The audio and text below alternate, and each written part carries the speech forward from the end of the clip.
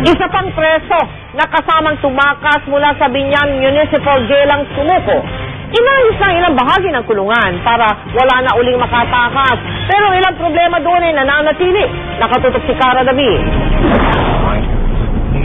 3 araw na ang manhunt operation para sa natitirang 9 sa 16 na pugante ng Biñan Municipal Jail.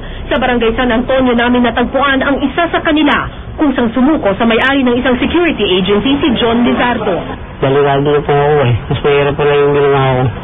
Kasi? Kaya nagtakas na po ako.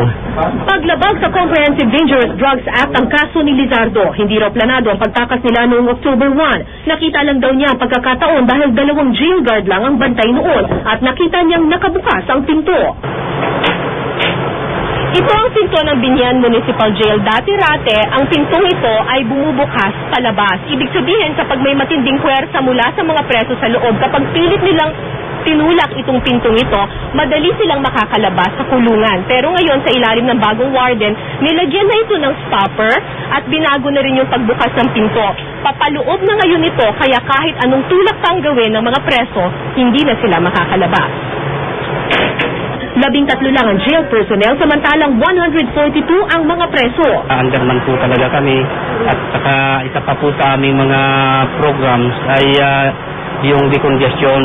Kulang din ang selda. Ang seldang ito ng mga lalaki, 4 na kulang ang capacity, pero 129 ang mga presong nagsisiksikan dito. Kaya ang pagtulog daw, shifting ang sistema.